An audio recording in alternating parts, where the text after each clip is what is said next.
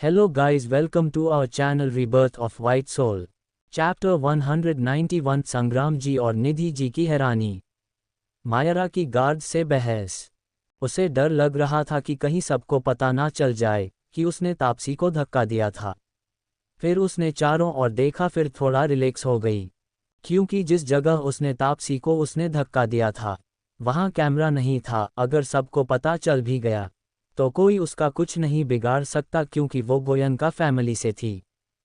ये सोचकर समीरा ने राहत की सांस लिया और फिर जाकर अपने फैमिली के पास खड़ी हो गई। वहीं ईशानी जैसे ही वहां से सबके साथ गई, मोक्ष भी उनके पीछे पीछे चला गया। जो मायरा ने नोटिस कर लिया था, उसे लगा शायद मोक्ष अकेले कहीं जा रहा है। ये सोचकर मायरा भी सबकी नज़रों से बचते हुए उसके पीछे चली गई। वहीं मेहरा फैमिली में सभी बड़े हैरानी और आश्चर्य के भाव से ईशानी को जाते हुए देख रहे थे। वो सोच रहे थे, क्या दर्शित को ईशानी की इस आइडेंटिटी के बारे में पहले से पता था? क्योंकि दर्शित ईशानी की हाथ पकड़कर चल रहा था। उन सब ने इस बारे में ज़्यादा नहीं सोचा। ऐसे भी ईशानी ने दर्शित को माफ़ कर दिया था और अब ईशानी के साथ दर्शित की बॉन्डिंग बहुत अच्छी थी। इसलिए अगर दर्शित को ईशानी की मिस हैना की आइडेंटिटी के बारे में पता होगा तो ये कोई बड़ी बात नहीं है। वहीं उनके वहां से जाते ही हॉल में सब मेहमान बातें करने लगे। मिस हैना मिस्टर दर्शित को कैसे जानते हैं? वो दोनों कितने क्लोज लग रहे थे। हाँ, और वो लड़का जिसने मिस हैना को हक किया था, फिर भी मिस हैना ने उसे कुछ नहीं कहा। वो लड़का तो शिवम जिंदल है ना, मिस्टर धीरेन जिंदल का बेटा। हाँ, वो उससे कितने प्यार से बात कर रहे थे। आज तक उन्हें किसी ने स्माइल करते हुए नहीं देखा था किसी एक्विजिशन में। हॉल में इस वक्त ऐसी ही बातें हो रही थी। तभी एक आदमी आगे जाकर धीरेन जी के सामने खड़ा होकर अपने चेहरे पर झूठी मुस्कुराहट लिए बोला, अरे मिस्टर जिंदल, क्या आपका बेटा मिस हैना को जानते हैं? उनकी बात सुनकर धीरेन जी थोड़ा हड़बड़ा गए, पर उन्हें समझ नहीं आ रहा था कि वो क्या बोले, क्योंकि उन्हें तो कुछ पता ही नहीं था और ना ही उन्हें ये बात पता थी कि क्यों उनका बेटा मिस हैना से किसी गेंद की तरह चिपक गया है। वो तो इस वक्त खुद हैरान थे कि क्यों मिस हैना शिवम के साथ इतना प्यार से बात कर रही थी। जितना उन्हें पता था उस हिसाब से तो शिवम मिस हैना से कभी नहीं मिला था, तो फिर वो मिस हैना से इसे क्यों बात कर रहा था, जैसे वो उन्हें बहुत पहले से जानता हो। सिर्फ वो आदमी नहीं, बाकी सब भी मिस्टर जिंदल के कुछ जवाब देने का इंतज़ार कर रहे थे। तो मिस्टर जिंदल को उन लोगों की सवाल भरी नज़रों को देखकर सिर दर्द करने लगा था। वो एक झूठी मुस्कुराहट अपने चेहरे पर लिए बोले, मुझे नहीं पता, शायद शिवम मिस हैना को जानता हो।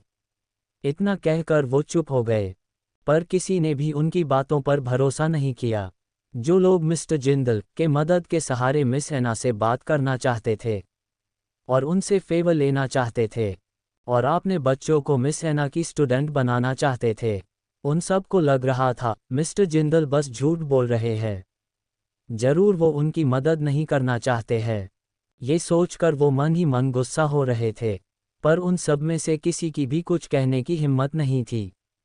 इसलिए वो बस अपना गुस्सा अपने अंदर ही दबा सकते थे। वहीं ईशानी के साथ शिवम इस वक्त चिपकते हुए चल रहा था। वहीं दर्शित ने ईशानी की एक हाथ को पकड़ रखा था और उसका दूसरा हाथ तापसी के हाथ में था। वहीं संग्राम जी और निधि जी उनके पीछे पीछे चल रहे थे। उन्हें कुछ समझ नहीं आ रहा था, पर दर्शित भी साथ था, इसलिए वो चुप थे। और वो तीनों थोड़ा हैरान भी थे कि कैसे दर्शित ने हक से मिस हैना की हाथ को पकड़ रखा है। थोड़ी देर में वो प्राइवेट एरिया में पहुंच गए, जहां सिक्योरिटी थी। ईशानी को देखकर उन सब ने अपना सिर झुका लिया। ईशानी के साथ बाकी सब भी रूम के अंदर चले गए। वहीं उनके जाते ही मोक्ष भी अपने कोल्ड चेहरे के साथ वहां आया। जलन और गुस्से से मोक्ष की आंखें इस वक्त और भी कोल्ड और भयानक लग रही थी। जब सिक्योरिटी गार्ड्स ने मोक्ष को देखा तो एक पल के लिए उसकी आंखें देखकर वो सब अंदर से कांप गए। उन्होंने मोक्ष को देखकर भी अपना सिर झुका लिया। वहीं मोक्ष भी अंदर चला गया। उसके जाते ही मायरा वहां आ गई। उसने भी अच्छे से देखा था कि मोक्ष उस प्राइवेट लॉन्च के अंदर चला गया है।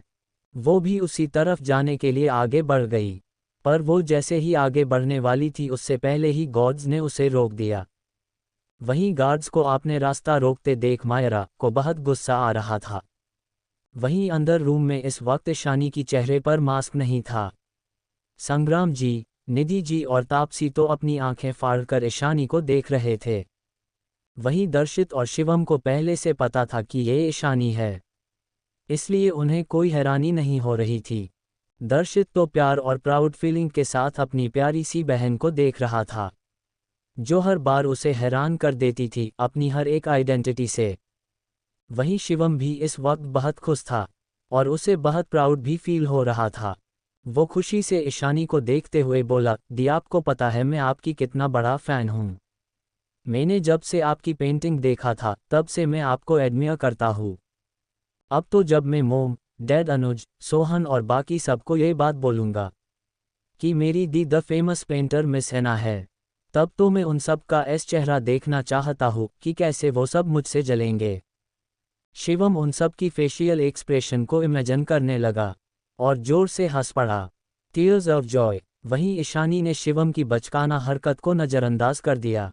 ईशानी ने जैसे ही तापसी की हाथ में मेडिसिन लगाया, वो होश में आए। अब तक तो वो बस एक टक ईशानी को देखने में ही खो गई थी। वहीं संग्राम जी और निधि जी भी अब सामान्य हो गए थे।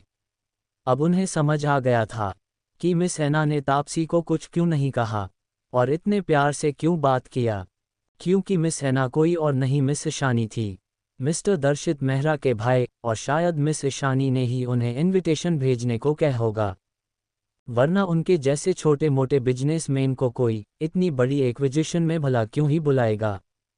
आज उनके मन में ईशानी के प्रति और भी सम्मान बढ़ गई थी। पहले तो ईशानी ने तापसी की मदद करके संग्राम जी को जेल से निकालकर उन सब के मन में एक अलग ही जगह बना लिया था, और आज तो उनके मन में ईशानी के लिए प्यार और सम्मान और भी बढ़ गई थी। ईशानी ने बिना किसी शर्त के उनकी मदद की थी, सबूत चाहे झूठे ही क्यों ना हो, पर सारे सबूत उनके खिलाफ थे। फिर भी मिस ईशानी और मिस्टर दर्शित ने उनकी मदद किया, और संग्राम जी और निधि जी ये भी देख सकते थे कि ईशानी एक बहुत ही अच्छी और स्ट्रॉन्ग पर्सनैलिटी वाली लड़की है। ईशानी जैसे उनकी बेटी तापसी के साथ इतनी अच्छे से बिहेव करती थी। अब उन्हें समझ आ रहा था कि क्यों उनकी बेटी जब से ईशानी से मिली थी तब से मिस ईशानी का ही नाम जपे जा रही थी। वहीं मोक्ष आकर शिवम को वहां से दूर करके खुद ही ईशानी के पास बैठ गया। वहीं ये सब मोक्ष ने इतनी जल्दी किया था कि शिवम को रिएक्ट करने का भी मौका नहीं मिला। वो तो बस हैरानी से मोक्ष को देख रहा था। भले ही मोक्ष राजवंश उसका जीजू था, फिर भी उसे ऐसे उठाने से वो थोड़ा गुस्सा हो गया था। वो अपनी दी के पास ही बैठना चाहता था। वहीं ईशानी ने जब मोक्ष की हरकतों को देखा तो उसकी चेहरे पर स्माइल आ गई। सच में इसका पति सबसे बड़ा झलकुका है। वहीं संग्राम जी और निधि जी तो हैरान हो गए। आज तो उन्हें शौक लग रहा था, जैसे मोक्ष राजवंश को मिस ईशानी की इतने पास बैठा देख वो अभी भी शौक में थे। उन्हें समझ नहीं आ रहा था कि यहाँ आखिर हो क्या रहा है। क्या ये द डेविल मोक्ष राजवंश नहीं है? तो ये मिस ईशानी के साथ क्या कर रहे हैं? पर वो इस बारे में पूछ नहीं सकते थे। वहीं तापसी तो अभी खुशी से दिल ही दिल में झूम रही थी। जब उसे अपनी हाथों में जलन हुई तो उसकी मुंह से एक हल्की चीख निकल गई। उसकी चीख सुनकर दर्शित चिंता में आ गया। वो तापसी के साइड में ही बैठा था। उसने तापसी की दूसरी हाथ को पकड़ लिया और परेशान होकर पूछा, क्या हुआ? क्या तुम्हें कहीं और चोट लगी है? क्या तुम्हें कहीं दर्द हो रहा है? उसकी बात सुनकर तापसी भी उसकी तरफ देखने लगी। इस वक्त दर्शित उसकी चीख सुनकर बहुत परेशान लग रहा था। अब तक ईशानी ने बैंडेज करने लगी थी। तापसी दर्शित की तरफ देखकर थोड़ी स्माइल करके बोली, नहीं, मुझे बस थोड़ी सी जल हो रही थी। उसकी बात सुनकर दर्शित रिलैक्स हो गया कि तापसी को कहीं और चोट नहीं आई है। वहीं बाहर से थोड़ी आवाज आ रही थी जो तेज हो रही थी। ईशानी को समझ नहीं आ रहा था कि ये किसकी आवाज है। यहाँ तो उसकी और अभी भी के सिवा कोई नहीं आता, तो बाहर से किसकी आवाज आ रही है? किसने उसकी प्राइवेट एरिया में आने की हिम्मत की? तभी ईशानी ने एक बटन प्रेस किया तो एक आदमी दौड़ते हुए अंदर आया। ये आदमी कोई और नहीं, अभिक और ईशानी की एक्सिबिशन और बाकी सब मैनेज करने वाला उन दोनों का असिस्टेंट विजय था। जो ईशानी को अच्छे से जानता था। जैसे ही वो अंदर आया, ईशानी ने थोड़े कोल्ड टोन में पूछा, बाहर क्या हो रहा है जो इतना शोर हो रहा है? ईशानी की बात सुनकर विजय थोड़ा डरते हुए बोला, वो मेम अभिक सर ने मुझे बाहर बुलाया था, इसलिए मैं सीसीटीवी रूम में फुटेज चेक करने गया था।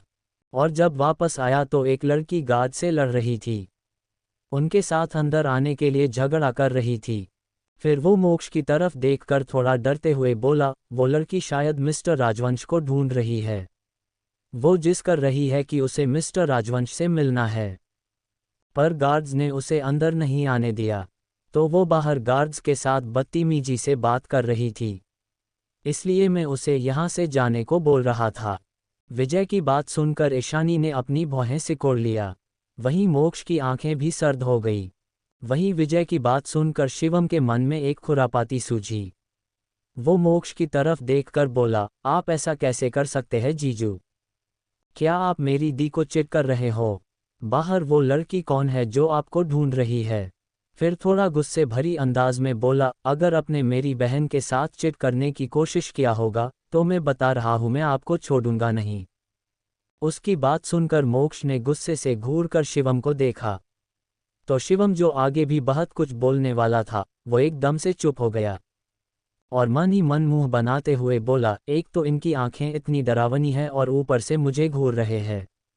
दी को भी क्या जरूरत थी आपने लिए ऐसे डेविल को ढूंढने की? उनके लिए तो एक प्यारा सा स्वीट सा बॉयफ्रेंड की जरूरत है, ऐसे खड़ूस की नहीं। तभी उसे फिर से मोक्ष की गुस्से भरी नजरें आपने ऊपर महसूस हुई, तो उसने अपना मुंह दूसरी तरफ घुमा लिया। उसे ऐसा लग रहा था जैसे ये इंसान उसकी मन की बात भी सुन सकता है। वहीं तापसी के साथ संग्राम जी और निधि जी तो शिवम की बात सुनकर हैरान हो गए। इसका मतलब मिस्टर राजवंश और मिस ईशानी का पल है। अब उनका डाउट भी क्लियर हो गया था। वहीं ईशानी ने सबको इग्नोर किया और पास पड़ी लैपटॉप को उठा लिया और उसमें अभी की बाहर की सीसीटीवी फुटेज चला दिया। बहुत जो लड़की थी उसे देखते ही ईशानी की आंखें कोल्ड हो गई। वहीं मोक्ष की आंखें भी इस वक्त बहुत सर्द हो गई। ईशानी मोक्ष की तरफ देखकर बोली, क्या उसकी इतनी हिम्मत हो गई है कि वो तुम्हारा पीछा करते हुए यहाँ तक आ गई? ईशानी इस वक्त सच में काफ़ी गुस्से में थी मायरा को स्क्रीन पर देखकर, क्योंकि उसे पहले से ही पता था कि ये चुड़ैल उसकी पति के पीछे पड़ी है, जो उसे गुस्सा दिल रहा था। और अब तो वो दोनों एक हो गए थे, जिस वजह से ईशानी को और भी गुस्सा आ रहा था। चैप्टर 192 शिवम का मायरा को बाहर निकलवाना। संगीता जी की गुस्सा। ईशानी इस वक्त सच में काफ़ी गुस्से में थी मायरा को स्क्रीन पर देखकर, क्योंकि उसे पहले से ही पता था कि ये चुड़ैल उसकी पति के पीछे हाथ धोकर पड़ी है, जो उसे गुस्सा दिल रहा था। और अब तो वो दोनों एक हो गए थे, जिस वजह से ईशानी को और भी गुस्सा आ रहा था। वहीं ईशानी की सवाल सुनकर और ईशानी की आंखों में गुस्सा और जलन देखकर मोक्ष सकपका गया। पर दिल ही दिल में तो उसे बहुत खुशी हो रही थी कि उसकी बीवी उसे लेकर कितनी प्रोटेक्टिव है, और मायरा पर उसे इसलिए गुस्सा आ रहा है क्योंकि मायरा उसके पीछे आ गई है। वो ईशानी की हाथ पकड़कर बोला, मुझे नहीं पता कि वो मेरे पीछे यहाँ कैसे आ गई। मैंने तो उसे देखा भी नहीं, वैसे भी मेरे लिए वो लड़की एग्जिस्ट ही नहीं करती। मोक्ष की बात सुनकर ईशानी को दिल ही दिल में हंसी आ रही थी। वैसे तो उसे पता था कि उसका ये डेविल पति उसके सिवा किसी भी लड़की को नहीं देखता, पर फिर भी पता नहीं क्यों उसे मायरा पर बहुत ज़्यादा गुस्सा आ गया था, क्योंकि उसने हॉस्पिटल में और कॉलेज में देखा था कि कैसे मायरा मोक्ष के करीब आने की हमेशा कोशिश करती रहती है। वहीं शिवम जो चुप हो गया था वो फिर से बोल पड़ा, आप ऐसा कैसे कह सकते हैं? अगर आप उसे नहीं जानते तो वो लड़की आपका नाम क्यों ले रही है? शिवम की बात सुनकर मोक्ष ने फिर से शिवम की तरफ घूरकर देखा। उसे अब इस पिद्दी सी लड़का पर बहुत गुस्सा आ रहा था। ये लड़का क्या करने की कोशिश कर रहा है? ये लड़का उसकी बीबी को उसके खिलाफ भड़काने की कोशिश कर रहा है।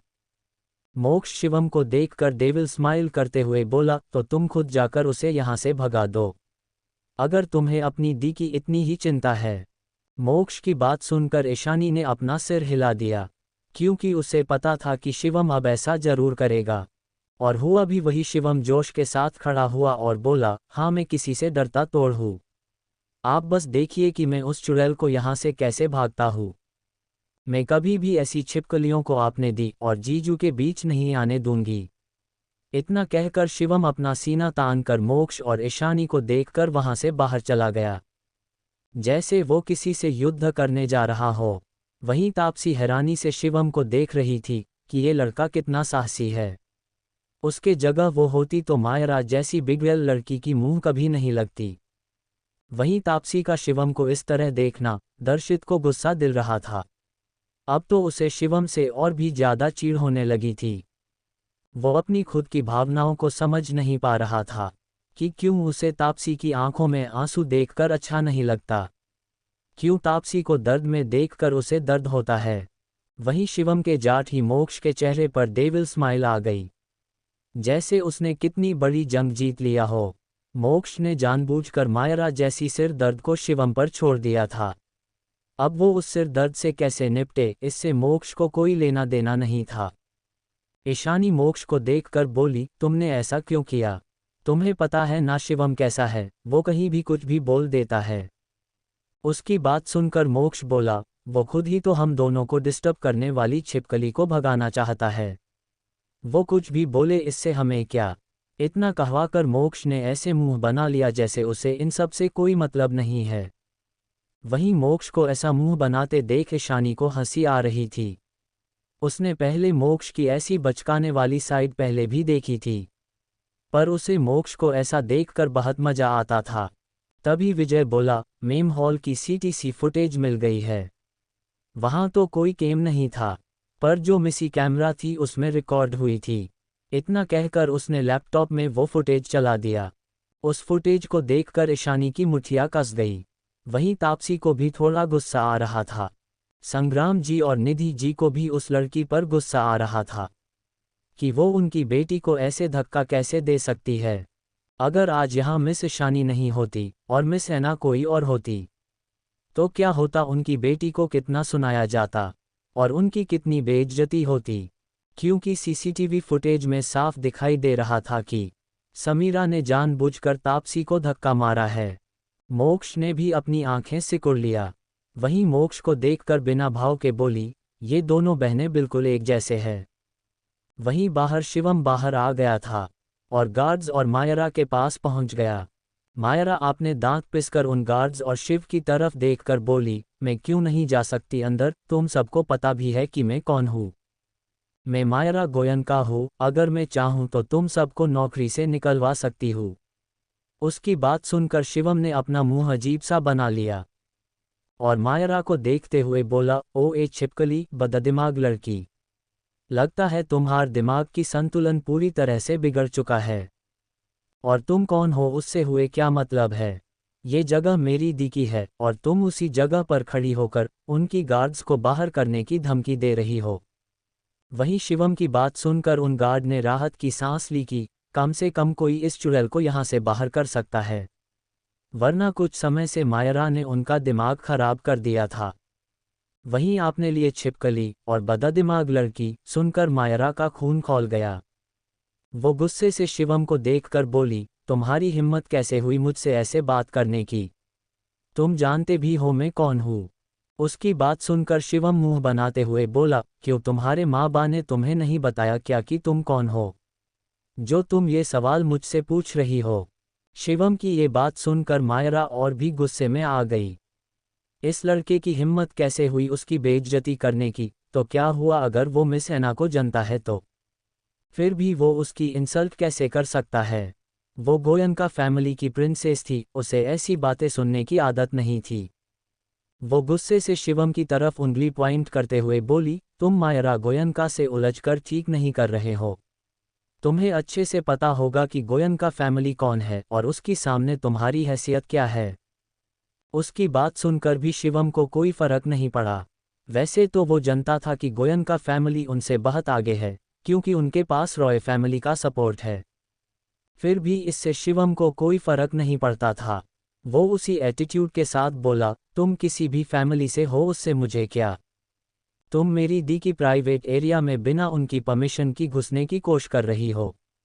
और यहाँ गार्ड्स के साथ झगड़ा कर रही हो, और तुम मेरे जीजू के पीछे पीछे यहाँ तक आ गई, और ऊपर से मुझे ही धमकी दे रही हो। मायरा को तो समझ नहीं आया कि ये लड़का किसे जीजू कह रहा है, पर इतना कहकर शिवम बिना कुछ सोचे समझे गार्ड्स को देखकर बोला, अरे तुम जल्दी से इसे बाहर फेंको, वरना दी अगर गुस्सा हो गई तो तुम सबकी खैर नहीं। शिवम ने धमकी भरी लहजे में बोला तो गार्ड्स ने तुरंत उसकी बात को मान लिया, क्योंकि उन सब ने शिवम और मिस ऐना को हाथ पकड़े हुए चलते देखा था, और मिस ऐना उनकी बॉस थी। भले ही उन सब ने उन्हें देखा नहीं था, पर उन सब के मन में ईशानी के लिए बहुत ज़्यादा सम्मान था। वो तो अब तक इसलिए चुप थे क्योंकि मायरा भी स्ट्रॉन्ग बैकग्राउंड से थी, और उन्हें लग रहा था कि कहीं उसे बाहर निकालने से उनकी बॉस गुस्सा ना हो जाए। वो गार्ड्स बिना सोच समझे मायरा के पास चले गए, उसकी हाथ को पकड़कर उसे घसीटते हुए वहां से हॉल की तरफ ले जाने लगे। वहीं मायरा गुस्से से चिल्लाने लगी, तुम दो कोड़ी के गार्ड्स, तुम लोगों की हिम्मत कैसे हुई मुझे छूने की? मेरी हाथ छोड़ो वरना तुम सब बहुत पछताओगे। मैं गोयन का फैमिली की प्रिंसेस हूँ, तुम लोग जानते नहीं मैं क्या कर सकती हूँ। पर गार्ड्स ने उसकी बात बिल्कुल भी नहीं सुने। वो मायरा को जबरदस्ती घसीटते हुए लाकर मेन हॉल में छोड़ दिया, तो मायरा खुद को संभाल नहीं पाए और लड़खड़ाकर नीचे गिर गई। हॉल में मौजूद सभी लोग हैरान से ये सब देख रहे थे कि गार्ड्स मिस मायरा को क्यों ऐसे के कर आ रहे हैं। वहीं मायरा की आंखों में इस वक्त आंसू थे, उसे इस वक्त बहुत ज़्यादा इंसल्टिंग महसूस हो रहा था। वहीं अपनी प्यारी बेटी को गार्ड को ऐसे घसीटते हुए लाते हुए देखकर और मायरा को नीचे गिरा हुआ देखकर संगीता जी और नीलेश जी गुस्से से भर गए। वो दोनों जल्दी से मायरा की तरफ भागे। वहीं समीरा को अबीर जब से आया था उसको ही निहारने में बिजी थी। वो भी अपनी दी को इस हालत में देखकर उसके पास चली गई। संगीता जी उन गार्ड्स की तरफ देखकर गुस्से से बोली, तुम लोगों की हिम्मत कैसे हुई मेरी बेटी को हाथ लगाने की? तुम दो कोड़ी के गार्ड्स, तुमने गोयन का फैमिली की बेटी पर हाथ उठाया। वहीं मायरा की इस हालत को देखकर बेनीता जी और सुधीर जी भी उसके पास आ गए थे। वहीं वरुण को कोई फर्क नहीं पड़ा, आपने जगह पर ही खड़ा रहा, क्योंकि उसे पता था कि जरूर मायरा ने ही कोई गलती की होगी, जिस वजह से ये गार्ड उसे उस तरह घसीट कर ले आए हैं। तेजस वरुण की तरफ देखकर बोला, अरे यार इसे चैन नहीं है क्या, जो हर वक्त कोई ना कोई गलती करती रहती है। वहीं नीलेश जी भी गुस्से से बोले, हमें यहाँ पर इनवाइट किया गया है और यहाँ मेरी बेटी के साथ ऐसा व्यवहार हो रहा है, क्या यहाँ एग्जीबिशन में मेहमानों के साथ ऐसा ही बिहेवियर होता है? तभी वहाँ पर शिवम आ गया। वहीं शिव को देखकर मायरा को इस वक्त बहुत ज़्यादा गुस्सा आ रहा था। वो रोते हुए बोली, मोम मैं वहाँ गलती से उस तरफ चली गई थी, तभी मैंने देखा मोक्ष जी उस प्राइवेट लॉन्च में चले गए, मुझे उनसे कुछ बात करनी थी। आपको तो पता है ना मुझे इस साल सेमेस्टर के पहले किसी कंपनी में इंटर्नशिप करनी है, इसलिए मुझे इस बारे में मोक्ष जी से बात करनी थी, क्योंकि मैं राजवंश कॉर्पोरेशन में इंटर्नशिप करना चाहती थी, पर इन गार्ड्स ने मुझे अंदर जाने से रोक दिया। फिर शिवम की तरफ पॉइंट करके बोली, फिर वहाँ पर मिस्टर शिवम आ गए और मेरी बातें सुने बिना मुझे भला बुरा कहने लगे, और उसने ही गार्ड्स को ऑर्डर दिया मुझे वहाँ से ऐसे बाहर करने के लिए। इतना कहकर वो रोने लगी जैसे उसके साथ कितना बड़ा अन्याय हुआ हो। वहीं उसकी मुंह से मोक्ष का नाम सुनकर राजवंश फैमिली, जिन्हें मायरा की इंसल्ट होते देख थोड़ा बुरा लग रहा था, पर अब उन्हें मायरा को देख गुस्सा आने लगा था। वो समझ गए थे कि जरूर मायरा मोक्ष के पास जाना चाहती होगी, जिस वजह उसे इस तरह से बाहर कर दिया गया। वहीं ये बात तो वरुण भी समझ गया और उसे मायरा की बेवकूफ़ी पर गुस्सा भी आ रहा था कि कैसे मना करने के बावजूद ये लड़की मोक्ष के पीछे ही पड़ी है। वहीं बाकी सब भी इसी बारे में बातें करने लगे। इस वक्त मायरा बहुत बेचारी और भोली भाली लग रही थी, जिसे शिवम ने परेशान किया हो। वहीं संगीता जी गुस्से से शिवम को देखते हुए बोली, तुम घटिया लड़के, तुम्हारी हिम्मत कैसे हुई मेरी बेटी को भला बुरा कहने की और उसे इस तरह गार्ड से कहकर बाहर निकालने की। वहीं धीरेन जी, संध्या जी ने जब देखा कि सब शिवम के बारे में बात कर रहे हैं, तो वो उसके पास आ गए तभी शिवम संगीता जी को देखकर अजीब सा मुंह बनाकर बोला, तो क्या तुम्हारी ये मेकअप से पुती हुई चुड़ैल बेटी, जो मेरी दी की प्राइवेट लॉन्च में जाने की कोशिश कर रही थी बिना प्रॉमिस लिए, गार्ड के साथ लड़ रही थी, मैं उसकी आरती उतारता। उसकी बात सुनकर हॉल में खड़े सभी लोगों को हंसी आ गई। वहीं सबको अपने ऊपर हंसता देख मायरा को गुस्सा आ रहा था। धीरेन जी को अपना सिर पीट लेने का मन कर रहा था। हे भगवान, उनका ये बेटा जब भी बोलता है सामने वाले को हार्ट अटैक देने के लिए ही बोलता है। और डॉक्टर ईशा के साथ साथ अब तो इसने मिस हैना को भी अपनी बहन बना लिया। वहीं शिवम की बात सुनकर संगीता जी गुस्से से कांपने लगी थी।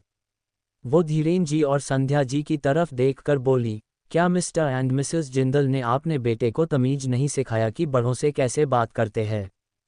धीरेन जी कुछ कहते उससे पहले वहां एक ठंड से भरी रूह कांपा देने वाली आवाज गूंजी, और मेरे भाई में तमीज है या नहीं ये डिसाइड करने वाली आप होती कौन है मिसेस गोयनका।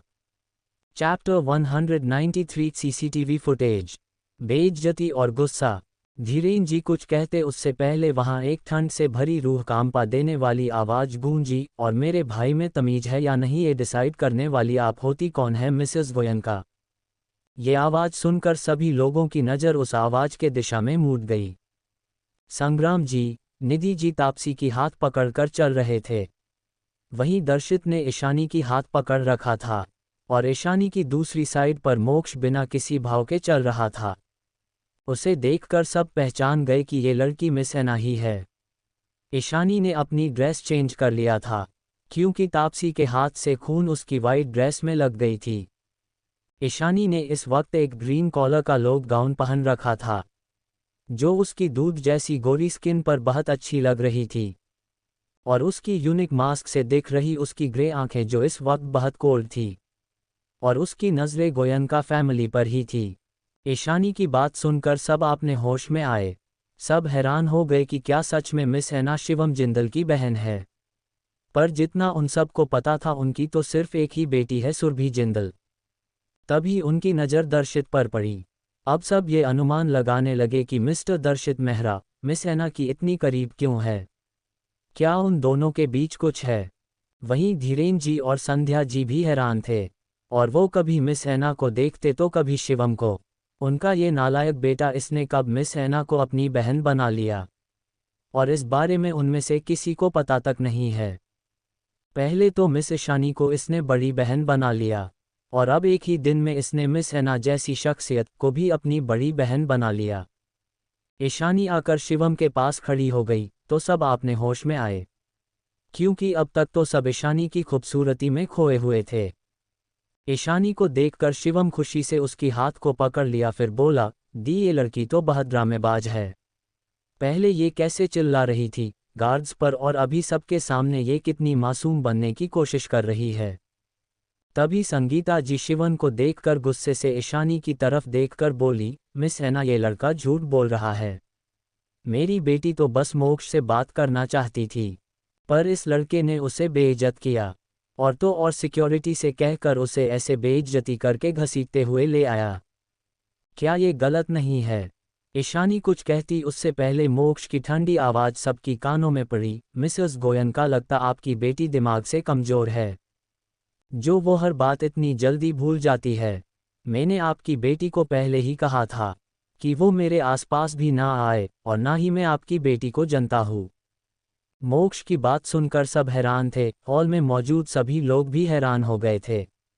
ये सभी लोग बड़ी फैमिली से थे, उनमें से बस एक दो फैमिली को ही मोक्ष और ईशानी की रिश्ते के बारे में पता था, जो मेहरा फैमिली की पार्टी में थे। पर ज़्यादातर लोगों को इस बारे में पता नहीं था। वो लोग यही सोचते थे कि शायद आगे जाकर मायरा गोयनका मोक्ष राजवंश से शादी करेगी, और गोयनका फैमिली भी हमेशा राजवंश फैमिली के साथ अपने अच्छे संबंध की बात को बढ़ा चढ़ाकर बताती थी, जिस वजह से सबको लगता था कि शायद मोक्ष और मायरा ही आगे जाकर शादी करेंगे। पर यहाँ तो ऐसा कुछ भी नहीं लग रहा था। मोक्ष की बातें सुनकर तो ऐसा लग रहा था जैसे मिक्स मायरा को ठीक से जानता भी नहीं है, और शायद वो मायरा को पसंद भी नहीं करता। सब अजीब नज़रों से मायरा और उसकी मॉम की तरफ देख रहे थे। वहीं मायरा की आंखों से मोक्ष की बात सुनकर आंसू बहने लगे। उसे ऐसा लग रहा था जैसे उसके दिल पर कोई वार कर रहा हो। उसे समझ नहीं आ रहा था कि मोक्ष उसे पसंद क्यों नहीं करता। क्या कमी है उसमें, जो वो सबके सामने उसकी ऐसी इंसल्ट कर रहा है। तभी संगीता जी, जो मोक्ष की खतरनाक आंखें देखकर डर गई थी, वो बात संभालते हुए बोली, तुम मायरा को गलत मत समझो बेटा, वो तो बस राजवंश कॉर्पोरेशन ने इंटर्नशिप करने वाली है, इसलिए वो तुम्हारे साथ बात करना चाहती थी। तभी ईशानी थोड़ी कड़क आवाज में बोली, तो क्या ये बात करने के लिए मिस गोयनका को बाहर वेट नहीं करना चाहिए था? तो वो जोर जबरदस्ती मेरी ही गार्ड से लड़कर मेरी प्राइवेट लॉन्च में जाने की कोशिश क्यों कर रही थी? मुझे मेरे बनाए हुए नियम को तोड़ने की हिम्मत करने वाले लोग बिल्कुल भी पसंद नहीं है। और ये हिम्मत आपकी बेटी ने किया है। क्या आपने अपनी इस बेटी को इतना भी मैनर्स नहीं सिखाया कि किसी के बिना परमिशन के किसी की प्राइवेट एरिया में जाना गलत है? ईशानी की बातों से संगीता जी, नीलेश जी, मायरा और समीरा को बहुत इंसल्टिंग फील हो रहा था। तभी ईशानी फिर से एक सरकास्टिक स्माइल करते हुए बोली, मिस्टर जिंदल और मिसेस जिंदल ने तमीज सिखाया है। नहीं, इस बात की चिंता आप मत कीजिए, पर मैं ये देख सकती हूँ कि आपने अपनी दोनों बेटियों को बिल्कुल भी तमीज नहीं सिखाया। एक बेटी कहीं पर भी मुंह उठाकर आ जाती है और दूसरी बेटी दूसरों को जानबूझकर चोट पहुंचाने की कोशिश करती है। क्या यही है आपका संस्कार? ईशानी की बात सुनकर संगीता जी भड़क गई और गुस्से से बोली, मिस ऐना ने, मानती हूँ आप बहुत बड़े पेंटर हैं, पर आप मेरी बेटियों के बारे में ऐसा कैसे कह सकती है? वहीं मायरा और समीरा भी गुस्सा हो गई थी और अपनी लाल आंखों से ईशानी की तरफ देख रही थी। अगर इतने सब लोग पास ना होते तो अब तक वो मिस ऐना को बहुत कुछ सुना चुके होते। वहीं संगीता जी सुधीर जी और विनीता जी की तरफ देखकर बोली, भाई भाभी आप कुछ कह क्यों नहीं रहे हैं? आप देख रही है ना मिस ऐना किस तरह मायरा की बेइज्जती कर रही है।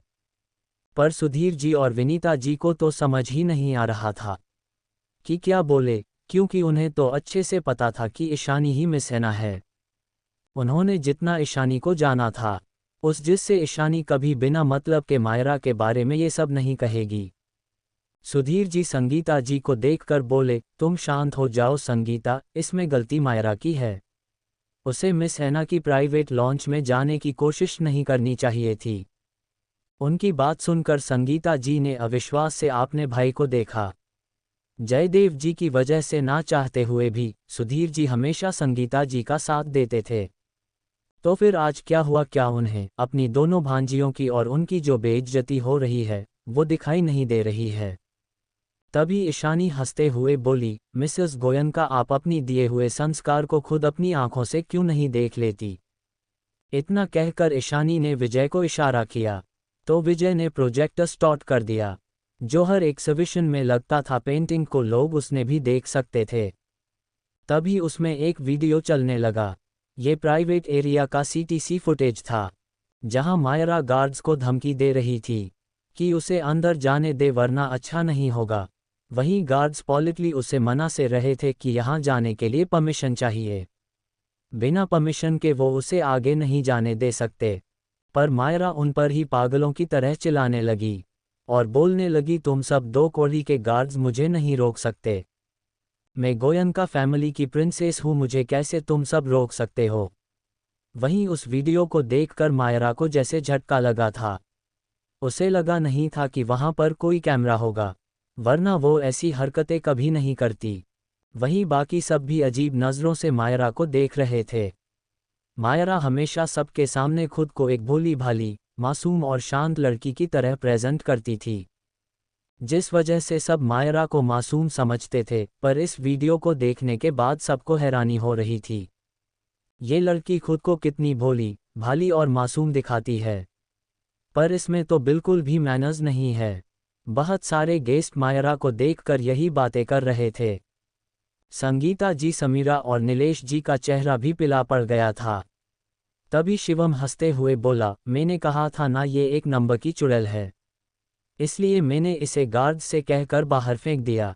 वहीं मायरा की वीडियो बंद हो गया तो एक और वीडियो चलने लगा, जहां पर समीरा ने जानबूझकर तापसी को धक्का दे दिया और जब वो गिर गई और उसे चोट लग गई, तब समीरा कैसे उसे देखकर शैतानी स्माइल कर रही थी। वहीं इस वीडियो को देखकर तो समीरा का चेहरा पीला पड़ गया। वहीं कुछ लोग समीरा को भला बुरा कहने लगे थे। ये देखो, ये दोनों बहन बिल्कुल एक जैसी है। इसने कैसे जानबूझकर मिस मित्तल को धक्का दे दिया, फिर भी उसे कोई अफसोस नहीं है, उल्टा वो तो हंस रही है। तभी ईशानी आगे आकर संगीता गोयनका की तरफ देखकर बोली, तो ये है आपकी संस्कार, जो दूसरों को परेशान करता है। वहीं सुधीर जी और विनीता जी ने जब वीडियो देखा तो उन दोनों ने अपना सिर झटक दिया। उन्हें तो पहले से ही पता था कि जरूर मायरा की ही कोई गलती होगी, पर अब तो समीरा की करतूतें भी उनके सामने थी। वहीं मायरा के मन में तो बस एक ही टेंशन थी कि ये वीडियो देखने के बाद अब तो राजवंश फैमिली में उसकी जो एक शांत और आज्ञाकारी लड़की की इमेज थी, वो तो पूरी तरह से खराब हो गई होगी। मायरा को इस वक्त मिस ऐना पर बहुत गुस्सा आ रहा था। अगर ये लड़की सबके सामने ये सब नहीं दिखाती तो ये सब मोक्ष और राजवंश फैमिली के सामने नहीं आता। मायरा ने मोक्ष की तरफ देखा जो बिना किसी इमोशन के खड़ा था। फिर उसने राजवंश फैमिली को देखा जो उसे ऐसे देख रहे थे जैसे वो कोई कचरा हो। संगीता जी ईशानी की तरफ देखकर बोली, मिस ऐना, मुझे लगता है कुछ गलतफहमी हुई है, मेरी बेटियां कभी ऐसा नहीं कर सकती।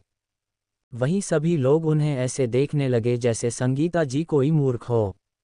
सबने वीडियो में सब कुछ साफ देखा था कि उनकी दोनों बेटियों ने कैसी हरकतें किया है, फिर भी ये अपनी बेटी को बचाना चाहती है, इन सब को गलतफहमी का नाम देकर।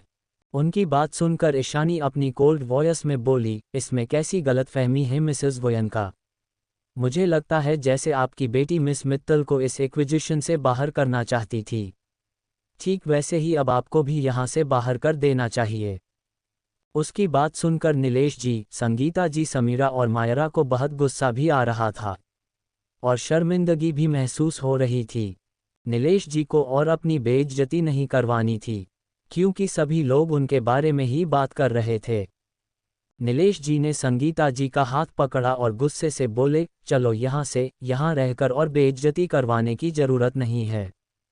वहीं उनकी बात सुनकर संगीता जी ने एक नज़र गुस्से से ईशानी को घूर कर देखा, फिर अपनी दोनों बेटी को चलने का इशारा किया। वहीं समीरा और मायरा ने भी ईशानी को घूर कर देखा, फिर वहां से जाने लगे।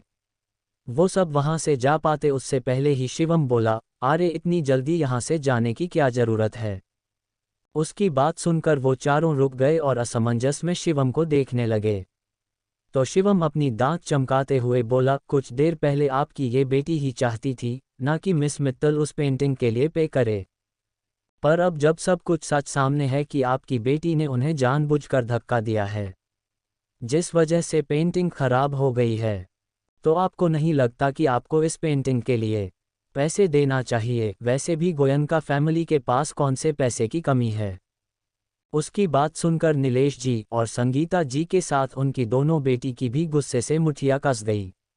ये लड़का उन्हें बहुत ज़्यादा बदतमीज लग रहा था।